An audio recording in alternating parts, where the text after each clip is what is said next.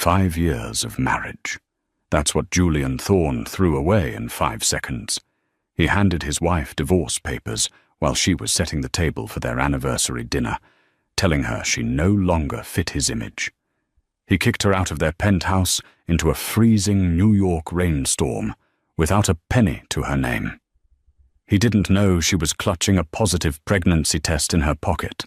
He thought she would crawl back to him, begging. He was wrong. 3 months later, Julian walked into a high-stakes merger meeting and froze. Sitting at the head of the table, beside his deadliest business rival, was the woman he discarded. And when she stood up, everyone saw the baby bump, the sound of the diamond-encrusted pen hitting the marble countertop, echoed like a gunshot in the silent penthouse. "Sign it, Ilara. Stop making this difficult." Ilara Vance looked down at the documents spread out before her. The words, "Dissolution of marriage," swam before her tear-filled eyes. She gripped the edge of the kitchen island, her knuckles turning white. Outside the floor-to-ceiling windows, the New York City skyline glittered, cold and indifferent. "Julian," she whispered, her voice trembling. "It's our 5th anniversary. The dinner is in the oven. I made your favorite." Julian Thorne, the CEO of Thorne Enterprises and the man featured on the cover of Forbes 3 months in a row, didn't even look up from his phone. He was texting someone. A small, cruel smile played on his lips before he locked the screen and finally turned his icy blue gaze toward her. "The dinner doesn't matter, Ilara. We don't matter anymore. Look at you." He gestured vaguely at her. She was wearing a simple woolen sweater and jeans, her hair tied back in a messy bun. She had spent the last 5 years staying in the shadows, managing his home, editing his speeches, and ensuring his life ran perfectly, all while he became a global icon. "You're a housewife. I'm a billionaire.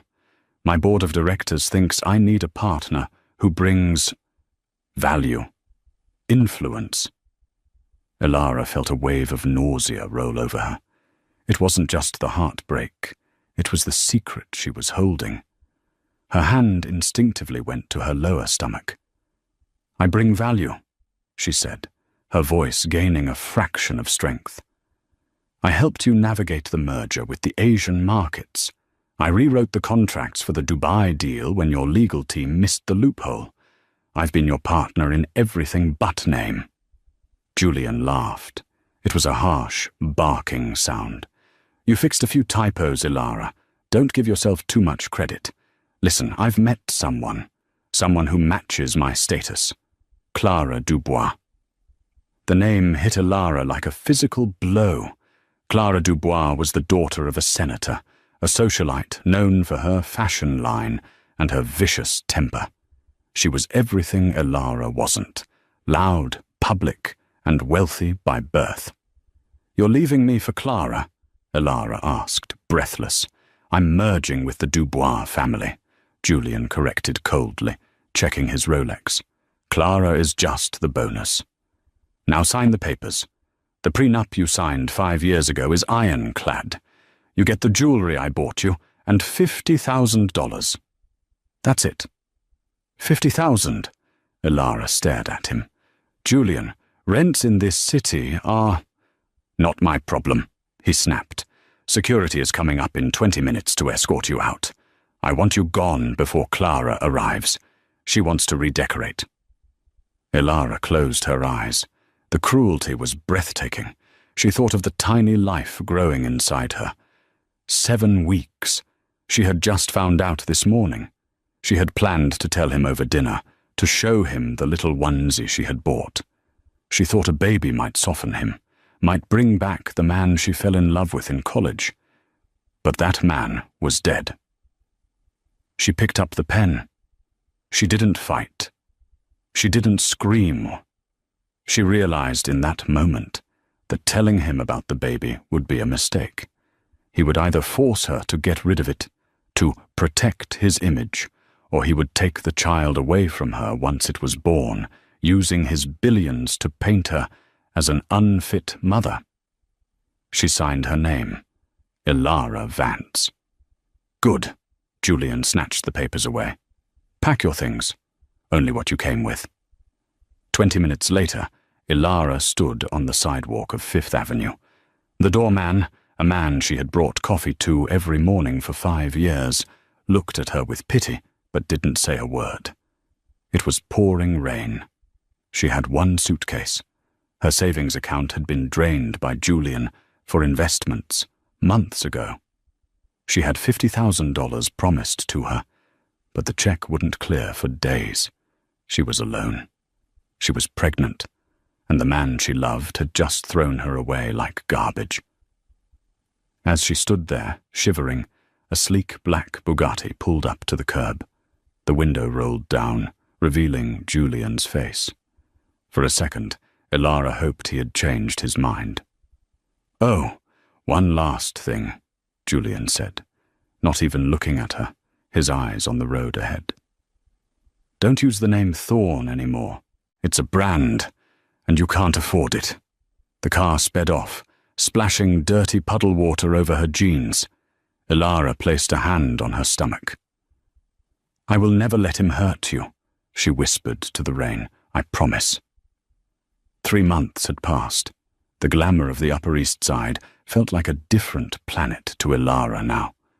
She was living in a cramped, drafty studio apartment in Queens that smelled of mildew and old cooking oil. The $50,000 had largely gone to medical bills. Her pregnancy was high risk due to stress, and securing the apartment, which required 6 months of rent upfront because she had no current employment history. She had applied for jobs, hundreds of them. But Julian Thorne was a petty man. Every time she got an interview at a marketing firm or a consultancy agency, it would go well. Then, a day later, she would get a call saying the position had been closed. She suspected Julian had blacklisted her. He had likely told headhunters that his unstable ex-wife was not to be hired. So, Ilara Vance, the woman who had silently architected the business strategies of a billionaire, was now working the night shift at a 24-hour diner near the docks. It was 2 a.m. on a Tuesday. The diner was mostly empty, save for a few truckers and a man in the back corner booth who had been sitting there for 2 hours, typing furiously on a laptop. Ilara adjusted her apron. Her bump was just starting to show, a small curve hidden beneath the oversized uniform. Her back ached, and her ankles were swollen. "Refill on the coffee, honey," one of the truckers yelled. "Coming," Ilara said, her voice tired. She walked past the man in the corner booth. He looked exhausted. He was wearing a suit that cost more than the entire diner, custom Italian wool, charcoal grey. His tie was loosened, and his dark hair was disheveled, as if he had been running his fingers through it in frustration. Ilara recognized him immediately. Silas Sterling, the CIO of Sterling Global. He was Julian's only real competition. Where Julian was flashy, media-hungry, and loud, Silas was a predator in the shadows. He was known as the Wolf of Wall Street, ruthless, private, and terrifyingly intelligent. He was staring at a spreadsheet on his screen, muttering curses under his breath. Ilara poured coffee into his mug. "Rough night?"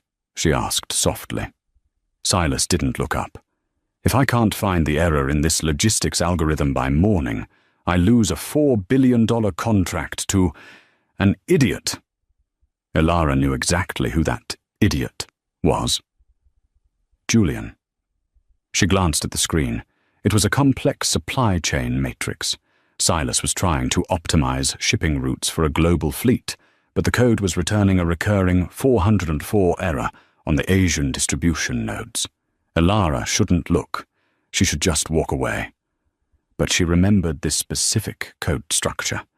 She had studied it years ago, when she was helping Julian trying to undercut Sterling Global. "Line 452, she said quietly. Silas froze. His fingers stopped hovering over the keyboard. He slowly turned his head to look at the waitress. He saw a woman with tired eyes, no makeup, and a stained apron. "Excuse me," Silas asked, his voice deep and gravelly. "The error," Ilara said, clutching the coffee pot. "It's in line 452 of your code. You're routing the cargo through the Suez Canal parameters, but you didn't account for the new tariff variables implemented last month. It's creating a logic loop." Silas stared at her. He looked back at the screen. He scrolled down to line 452. He typed in a quick correction, adjusting the tariff variable. The screen flashed green. Optimization. Complete. Efficiency increased by 12%. Silas slammed the laptop shut and looked at Ilara with wide eyes. "Who are you?" "Just a waitress," Ilara said, turning to leave. "Enjoy the coffee." "Wait." Silas stood up. He was tall, towering over her. He blocked her path, but not aggressively. He looked at her as if he were seeing a ghost. "You're Ilara Thorne, Julian's wife." "Ilara Vance," she corrected him sharply, her eyes flashing with sudden fire. "I'm not his wife anymore." Silas's eyes narrowed, scanning her appearance. He took in the cheap shoes, the exhaustion, the way she subconsciously guarded her stomach. He was a man who made his fortune reading details. He saw the story instantly. Julian had discarded her, and he had left her with nothing. "Sit down," Silas commanded. It wasn't a request. "I'm working," Ilara said. "I'll buy the diner for the hour if I have to. Sit down." Ilara hesitated, then sat on the edge of the vinyl booth. "You fixed a coding error that 3 of my top analysts couldn't find in a week," Silas said, leaning forward. "Why is the ex-wife of Julian Thorne pouring coffee in a dump like this at 2 a.m.? "Because Julian blacklisted me," Ilara admitted, looking down at her hands. "And I have expenses coming up." Silas's gaze dropped to her stomach, then back to her eyes.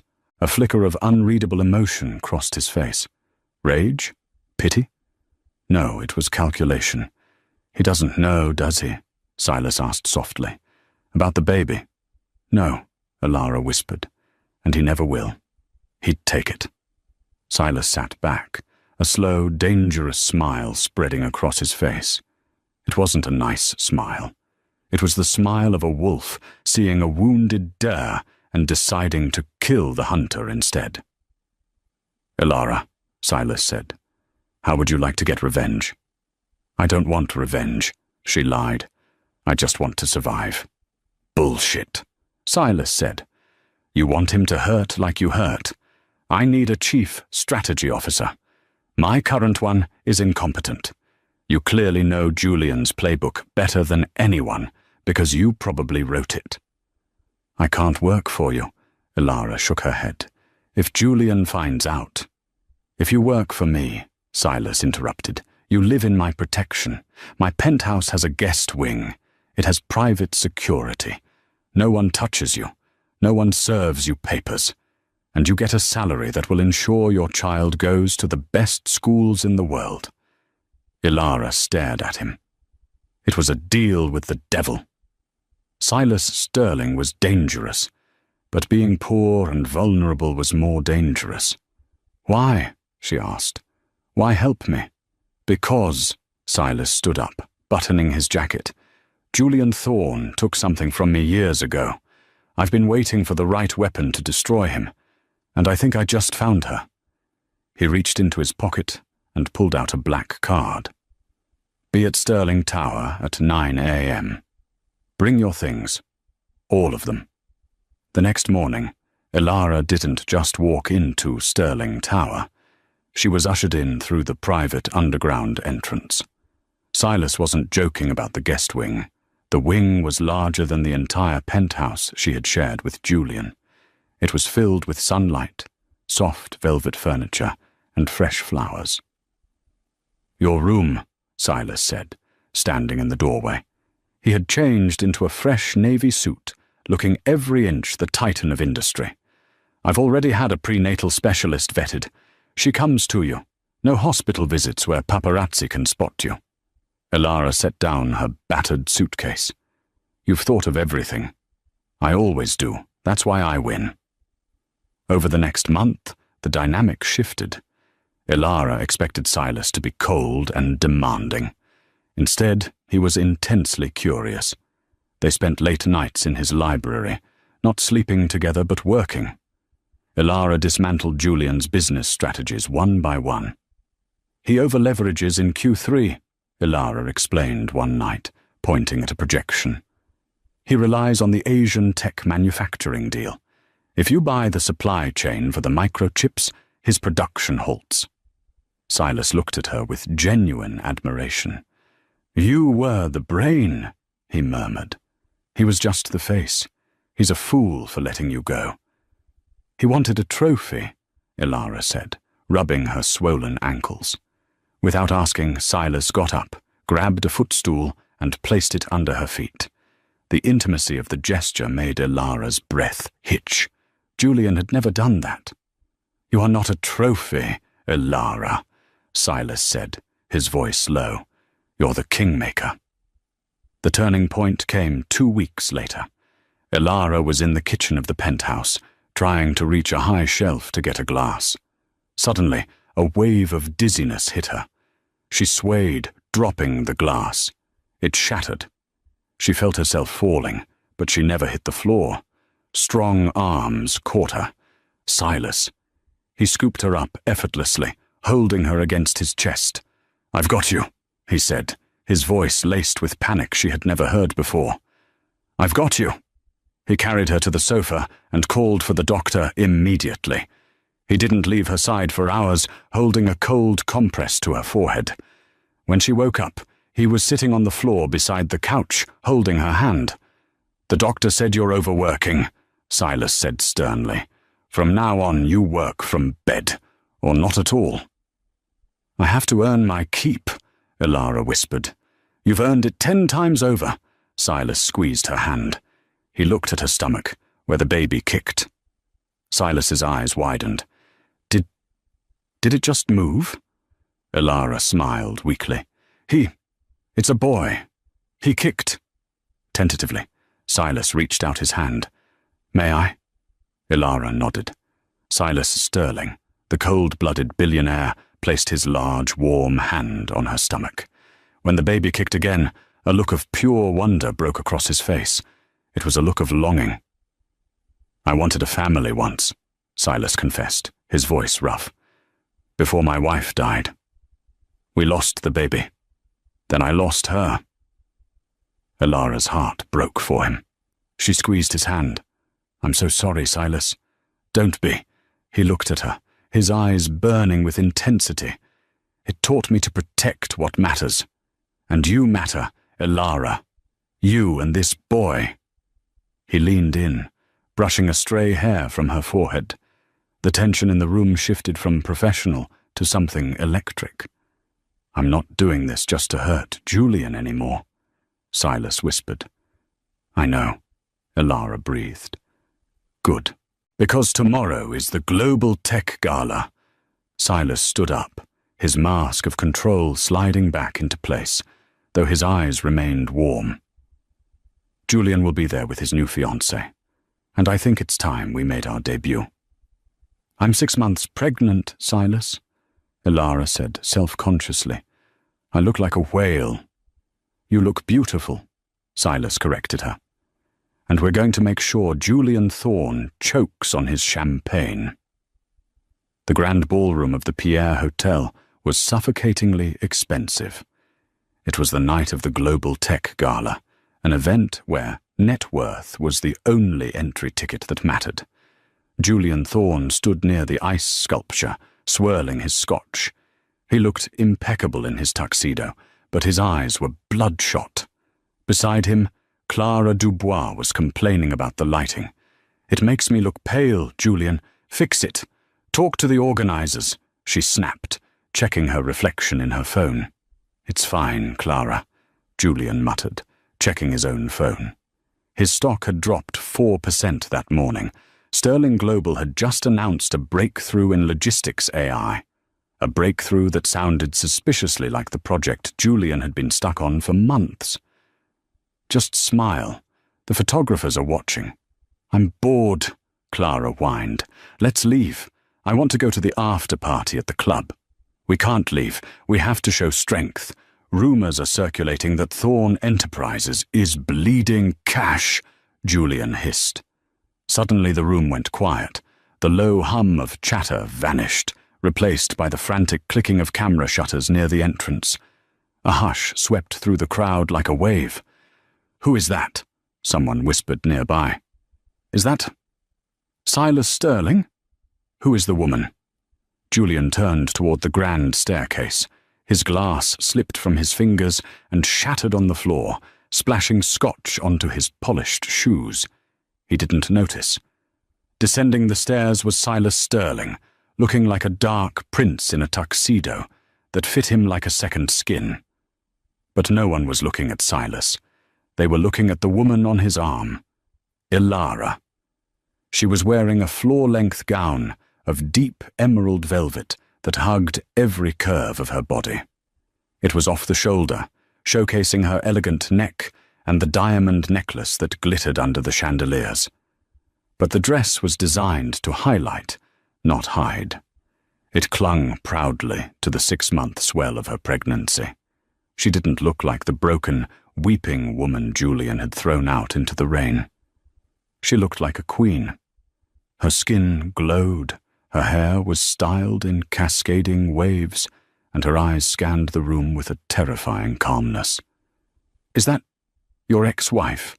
Clara asked, her voice shrill. "My God, she got fat." "She's pregnant," Julian whispered, the blood draining from his face. He did the math instantly. He had kicked her out 3 months ago. She looked 6 months along. It was his. A shockwave of possessiveness and panic hit him. That was his heir. That was his wife. And she was on the arm of his enemy. Silas guided Ilara through the crowd, his hand resting protectively on the small of her back. The crowd parted for them. People who had stopped returning Julian's calls were now rushing to shake Silas's hand and bow to Ilara. Julian couldn't stop himself. He shoved past a waiter and marched towards them. "Ilara!" The shout stopped the room. Silas stopped walking and turned slowly. His face was a mask of stone. Ilara turned too, her expression unreadable. "Hello, Julian," she said. Her voice was steady, cool water against his fire. "What is this?" Julian demanded, pointing at her stomach. Why didn't you tell me?" "Tell you?" Ilara raised an eyebrow. "You gave me 10 minutes to pack. You told me I didn't fit your image. Does this fit your image, Julian? A pregnant woman you threw into the street?" Whispers erupted around them. The board members of rival companies were leaning in, hungry for the gossip. "I didn't know," Julian stammered, realizing he was losing control of the narrative. He switched tactics, trying to look the victim. "Ilara, honey, if I had known, you know I would never have let you go. That is my child." He reached out to grab her arm. Before his fingers could graze the velvet of her dress, Silas's hand shot out and clamped around Julian's wrist. The grip was bone-crushing. "Touch her," Silas said, his voice low and lethal, "and you will lose the hand." "This is my wife," Julian snarled, trying to pull away but failing. "Ex-wife," Silas corrected, "and she is under my protection. You threw her away, Thorn. You don't get to rummage through the trash for things you suddenly decided have value." "She's living with you?" Julian sneered, looking between them. "Sleeping your way to the top now, Ilara? That's how you survive?" Ilara stepped forward. She didn't hide behind Silas. She looked Julian dead in the eye. "I'm not sleeping my way to anything, Julian. I'm Sterling Global's new Chief Strategy Officer. And you know that slump your company has been in for the last quarter? The contracts you lost in Tokyo? The logistics failure in Hamburg? That was me." Julian stared at her, his mouth slightly open. The realization hit him like a truck. She wasn't just surviving. She was beating him. You stole my intellectual property, Julian accused, desperate. I wrote that property, Elara said coldly, and unlike you, Silas pays me what I'm worth. Come on, Silas. The air in here smells like desperation. Silas released Julian's wrist with a shove. Julian stumbled back, nearly colliding with a waiter. He watched them walk away, the power couple of the evening. Clara appeared at his elbow, scowling. Well, that was embarrassing, she said. Everyone is laughing at you, Julian. Julian turned on her, his eyes wild. Shut up, just shut up. He looked back at Elara's retreating figure. He didn't just want her back. He needed her back. His company was failing without her, and she was carrying the only thing money couldn't buy, his legacy. I'm going to destroy him, Julian muttered to himself, and I'm taking her back. 2 weeks after the gala, Thorn Enterprises was in freefall. Julian sat in his office, surrounded by empty takeout boxes and legal notices. The stock price had plummeted 18% after the gala. Investors didn't like a CEO who publicly humiliated his pregnant ex-wife while his competitor flourished.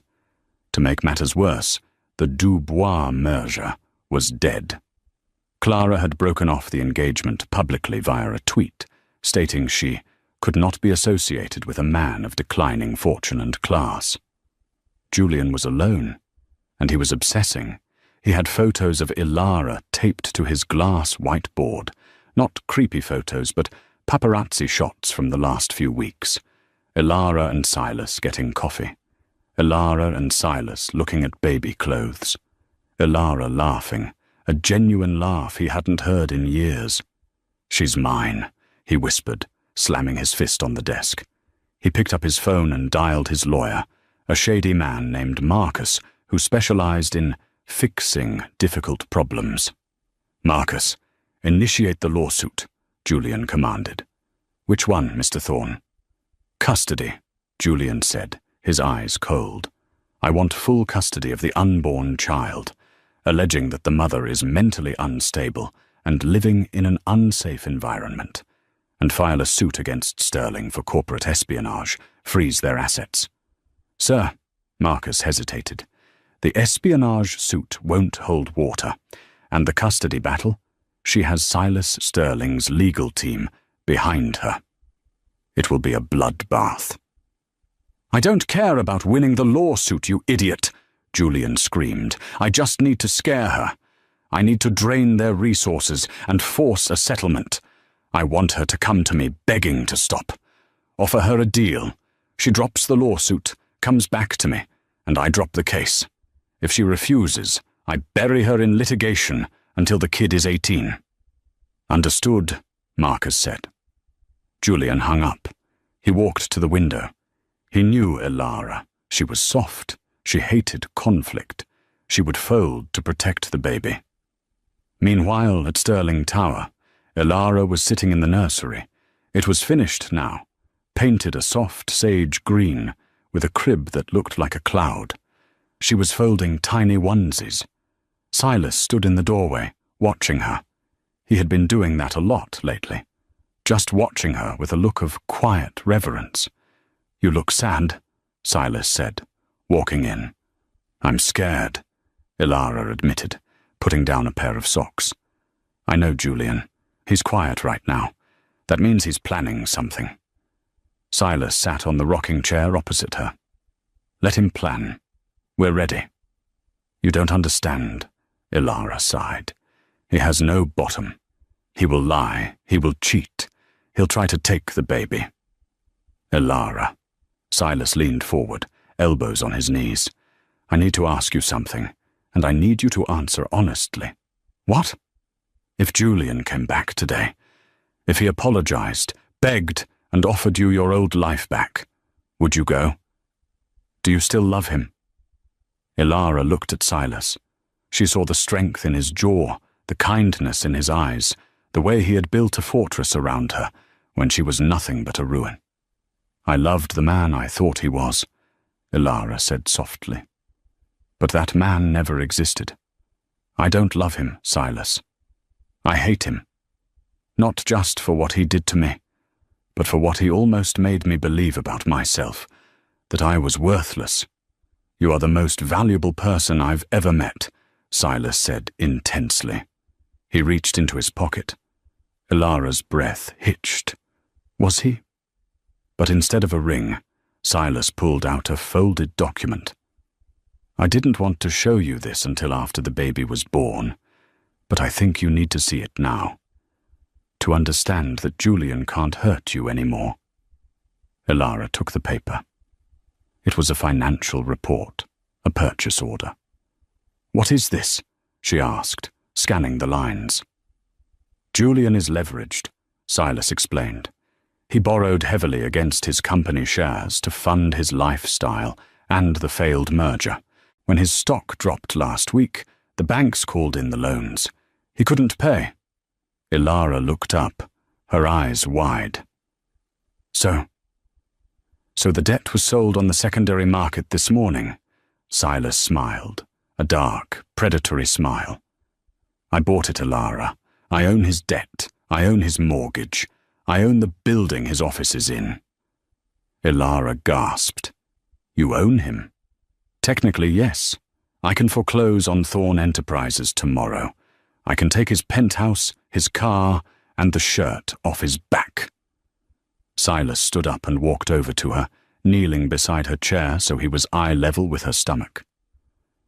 I wanted to give you a gift, Silas whispered.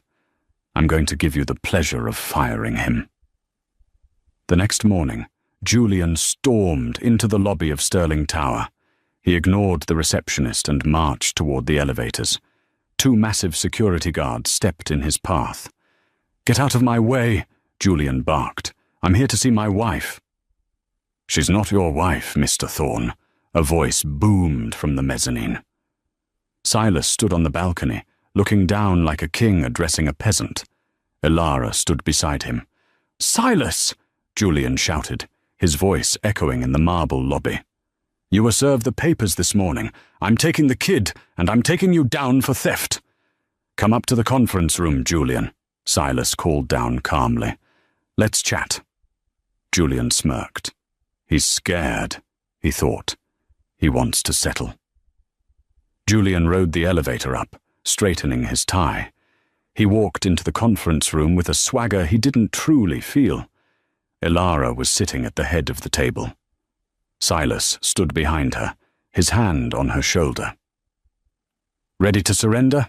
Julian asked, tossing his briefcase onto the table. Here are my terms. Ilara comes home today. She issues a public apology clearing my name. And you, Silas, you transfer the Asian logistics contracts to me as damages. Ilara looked at Julian. For the first time in 5 years, she didn't feel small. She felt pity. Julian, she said, did you check your email this morning? I don't have time for emails, he scoffed. You should, Silas said, because at 8:00 a.m., the primary creditor for Thorn Enterprises initiated a foreclosure sequence due to default on payment. Julian froze. What? That's impossible. The bank gave me an extension. The bank sold the debt, Silas said smoothly, to a holding company called Phoenix LLC. Who is Phoenix LLC? Julian demanded, sweat breaking out on his forehead. Me, Ilara said. The silence in the room was absolute. Julian stared at her, his face turning a shade of purple. You, he whispered. Silas provided the capital, Ilara said, her voice strong. But the company is in my name. I own your debt, Julian. I own your company. You can't do this, Julian screamed, lunging forward. Silas stepped in front of Ilara instantly, his presence massive and threatening. Julian stopped, breathing heavily. It's over, Ilara said from behind Silas. I'm dissolving Thorn Enterprises. I'm selling off the assets. The proceeds will go to charity, specifically to shelters for single mothers. You're ruining me, Julian cried, tears of rage streaming down his face. I built that company. I am a billionaire. You were a billionaire, Silas corrected. "Now, you're just a man with a lot of debt and a bad reputation. The board voted you out an hour ago, Julian. Security is clearing out your office as we speak." Julian looked at Alara. He saw the resolve in her eyes. He realized, finally, that the quiet woman he had ignored for 5 years had been the only thing holding his life together. And he had severed the tie himself. "Alara," he whimpered, falling to his knees. It was a pathetic display. "Please, I'm the father of your child. Don't do this. We can be a family. I love you." Alara stood up. She walked around the table and stood before him, but she didn't offer a hand. "You don't love me, Julian," she said sadly.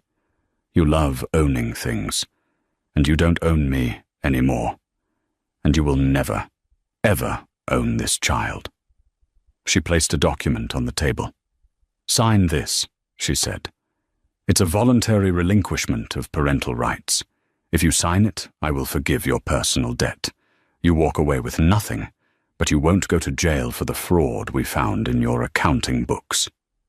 Julian looked up, shocked. "You found the—" "Line 452, Alara smiled faintly. "You always were sloppy with the details." With a shaking hand, Julian took the pen.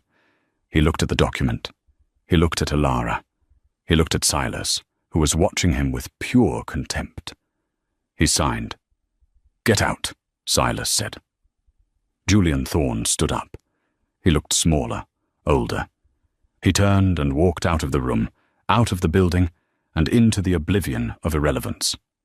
The final trimester of Alara's pregnancy was a period of quiet, golden peace that stood in stark contrast to the chaos of her marriage to Julian. The penthouse at Stirling Tower, once a fortress of solitude for Silas, had transformed. It was no longer just a bachelor's high-tech sanctuary. It was a home. Silas had become a different man. The Wolf of Wall Street, known for eviscerating competitors before breakfast, now left meetings early. He spent his evenings in the library, not analyzing stocks, but reading aloud to Alara's stomach. He had read somewhere that the baby could hear voices, and he was determined that the child would know his voice as well as Alara's. One rainy Tuesday night in November, the air in the penthouse was thick with anticipation. Alara was sitting by the window, watching the storm lash against the glass. It reminded her of the night Julian had thrown her out, the cold, the fear, the absolute loneliness. But then she felt a warm hand on her shoulder. "You're thinking about him," Silas said softly. It wasn't a question. He knew her too well now. Alara covered his hand with hers. "I'm thinking about how different the rain looks from inside a warm house," she whispered. "I'm thinking that I haven't felt cold in 6 months because of you." Silas knelt beside her chair, a habit he had developed as her mobility decreased. "You will never be cold again, Alara. I promised you that." He was about to say something else, perhaps something that would bridge the gap between partners and lovers that they had been dancing around for weeks, when Alara gasped. Her hand flew to her abdomen, her fingers digging into the fabric of her dress. "Silas!" she choked out, her eyes widening in panic. "What is it? The baby?" Silas was instantly on alert, his eyes scanning her face for signs of distress. "I think—" Alara winced as a contraction rippled through her, stronger and deeper than the Braxton Hicks she had felt before. "I think it's time." The water broke a second later. What followed was a masterclass in crisis management, executed by Silas Sterling. There was no panic, only terrifying efficiency. He had the private elevator waiting before Alara had even stood up. The car was downstairs in 30 seconds. He had the hospital on the line, barking orders at the chief of medicine, ensuring the private wing was prepped. But the moment they settled into the back of the limousine, the CEO mask slipped. Alara gripped his hand so hard her knuckles turned white. breathing through a jagged wave of pain. Silas looked at her, and for the first time since she had met him, she saw fear in his eyes. Not fear of the situation, but fear of loss. "Stay with me," he whispered, pressing a kiss to her knuckles. "Just breathe, Elara. I've got you." The labor was long, brutally long. For 14 hours Elara fought. The doctors were concerned about her blood pressure, a lingering effect of the stress from the divorce and the high-risk nature of the pregnancy. The room was a blur of beeping monitors and hushed medical conversations. Through the haze of pain and exhaustion, Elara had one anchor: Silas. He never left. The nurses tried to shoo him out during the epidural, but he refused to move. He wiped the sweat from her forehead with a cool cloth. He held a cup of ice chips to her lips.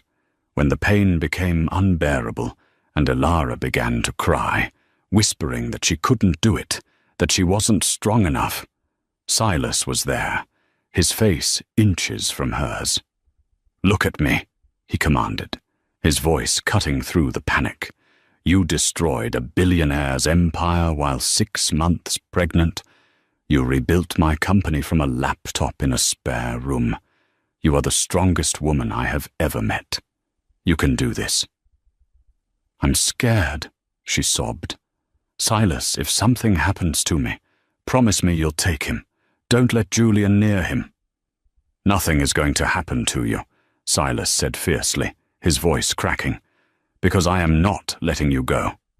We do this together. We finish this together." At 4:12 a.m., as the first grey light of dawn crept over the New York skyline, the room fell silent, followed by a sharp, indignant cry. The sound filled the room, louder than the storm outside, louder than the doubts in Elara's head. "It's a boy," the doctor announced, her voice filled with relief. "He's here."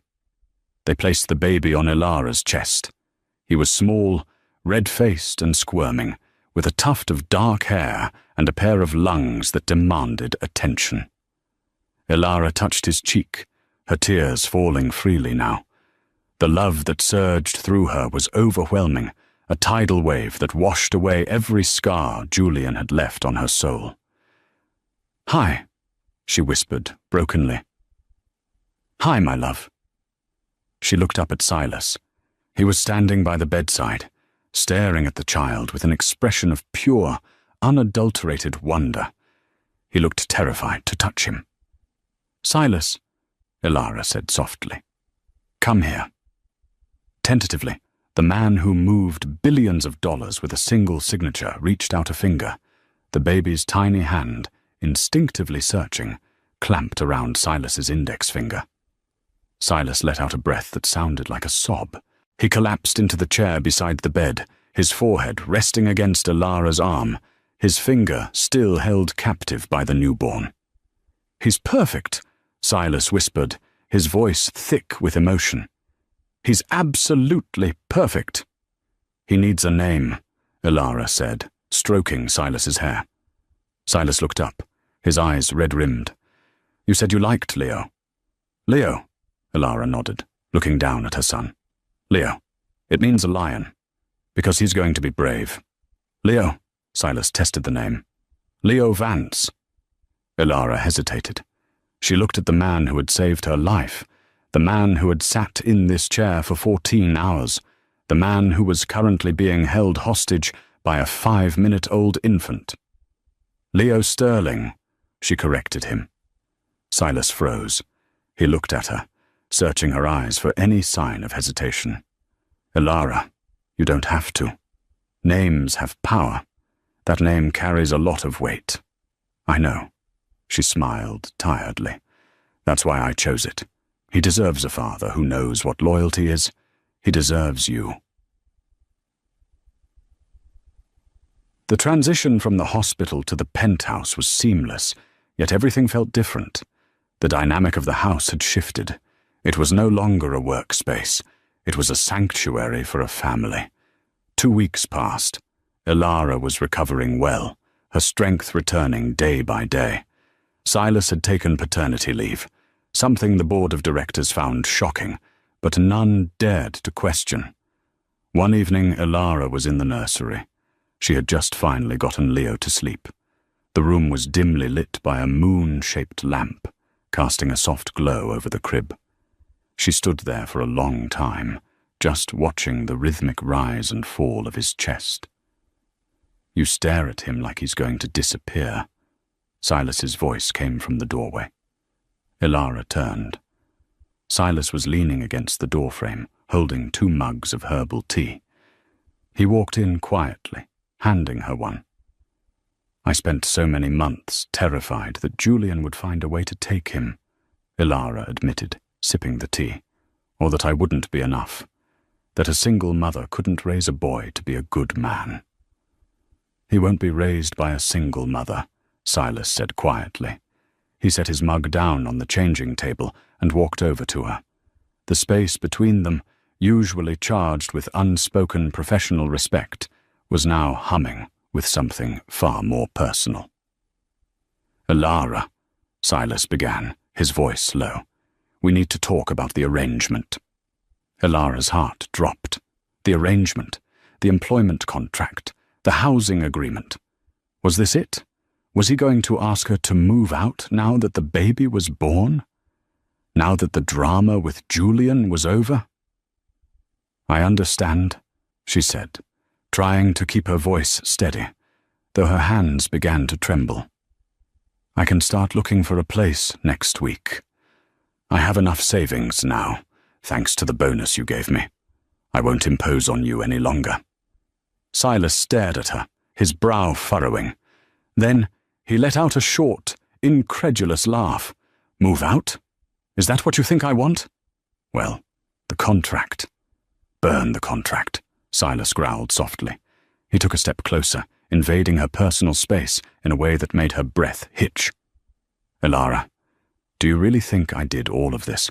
The lawsuit, the debt buyout, the nursery, for business strategy?" I don't know," she stammered.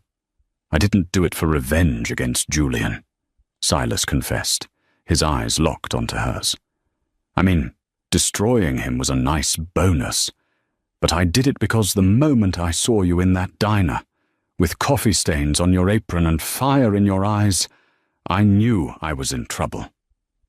He reached out and took her hands. His palms were warm and calloused. "I lost my heart years ago," Silas whispered. "I thought it was gone for good. I thought I was just a machine built to make money. And then you walked in. You and this little lion." He gestured to the crib. "You woke me up, Ilara." He reached into his pocket. Ilara's breath caught in her throat. Silas went down on one knee. The floorboards of the nursery creaked softly. He pulled out a small velvet box and opened it. Inside sat a ring that made the one Julian had given her look like a toy.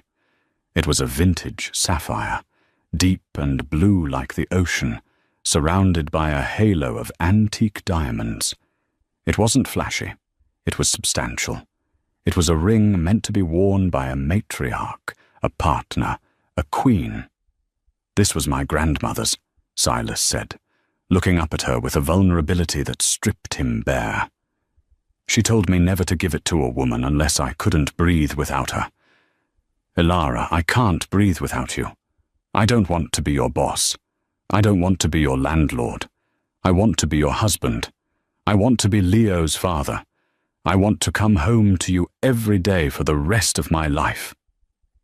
Tears spilled over Ilara's cheeks, hot and fast. "Silas, marry me," he pleaded softly. "Let me spend the rest of my life making sure you never feel unwanted again." Ilara dropped to her knees so she was eye level with him. She didn't care about the dress or the floor. She threw her arms around his neck and buried her face in his shoulder. "Yes," she sobbed into his shirt. "Yes, Silas. 1,000 times yes." Silas let out a ragged breath of relief and pulled her tight against him, burying his face in her hair. He held her as if she were the only thing keeping him tethered to the earth. He slid the ring onto her finger. It fit perfectly. In the crib, Leo stirred, let out a small sigh, and went back to sleep, unaware that his mother had just secured their forever. Epilogue. 5 years later. The sun was setting over the Hamptons, painting the sky in streaks of violet and orange. The Sterling estate sat on a bluff overlooking the ocean, a sprawling masterpiece of architecture that was filled with light and noise. Ilara sat on the patio, a glass of iced tea in her hand. She was scrolling through her tablet, looking at the latest issue of Forbes magazine. The cover featured a woman in a sharp white suit, looking powerful and serene. The headline read, "The Phoenix Rises, How Ilara Sterling Redefined Ethical Business." She smiled. It had been a long road. After they married, she and Silas had merged their visions. They had launched a venture capital fund specifically for women-led startups and those who had been disenfranchised by the corporate machine. They were wealthier now than Silas had ever been alone. But the money felt different. It felt clean. "Mum! Mum, look!" Ilara looked up. A 5-year-old boy with messy dark hair and bright, intelligent eyes came sprinting across the lawn. Leo. He was holding a very confused frog. "I caught a dinosaur," Leo announced proudly, presenting the frog. "That is a very slimy dinosaur, Leo." Ilara laughed, wiping a smudge of dirt from his cheek. Behind him, a man walked out of the garden. Silas Sterling looked different. The harsh lines around his mouth had softened. He was wearing a t-shirt and jeans, his feet bare in the grass. He looked younger, happier. "He gets the hunting skills from you," Silas teased, dropping a kiss on the top of Ilara's head. "And the stubbornness." "He gets the charm from you," Ilara countered, leaning back into his touch. Silas sat on the edge of her lounge chair. "I got a call today." "Oh?" "From a car rental agency in Ohio," Silas said, a smirk playing on his lips. "Apparently the branch manager was fired for trying to embezzle funds from the petty cash drawer. He's facing jail time." "Julian?" Ilara asked, the name feeling foreign on her tongue, like a word from a language she no longer spoke. "Julian," Silas confirmed. "He called asking for a character reference. He wanted me to call the DA for him." Ilara raised an eyebrow. "And what did you do?" "I told him I was busy playing dinosaurs with my son," Silas said, reaching out to tickle Leo, who shrieked with laughter. Ilara watched them play. The man who had saved her, and the son who had saved them both. She rested her hand on her stomach, where a familiar flutter had begun a few weeks ago. She hadn't told Silas yet. She was waiting for the perfect moment. Maybe dinner tonight. Another baby. Another chapter. She looked out at the ocean. The waves that had once seemed so terrifying during the storms were now just a rhythm, a song of consistency and strength. She had been abandoned. She had been broken. She had been left in the rain with nothing but a suitcase and a prayer. But she had kept walking. She had walked through the fire, and she had found the one thing money couldn't buy. She found home. "Silas," she called out. He looked up, his smile blinding. "Yeah? Come here." She patted the seat beside her. "I have a surprise for you." As he walked over, the sun dipped below the horizon, casting a golden halo around the family that love had built. And for Ilara Sterling, it was just the beginning. Ilara's story proves that sometimes your greatest loss is actually your greatest gain. Julian thought Ilara was worthless because she didn't fit his image, but he failed to realize that she was the architect of his success. In his arrogance, he threw away a diamond to chase a glittery stone, and by the time he realized his mistake, it was too late. Silas, on the other hand, recognized value when he saw it. He didn't just see a broken woman, he saw a partner, a queen, and a mother. If you enjoyed this story of revenge, redemption, and true love, please hit that like button. It really helps the channel grow. Don't forget to subscribe and turn on the notification bell so you never miss a story. What would you have done in Alara's shoes? Let me know in the comments below. Thanks for watching. Thanks for watching. Thanks for watching. Thanks for watching. Thanks for watching. Thanks for watching.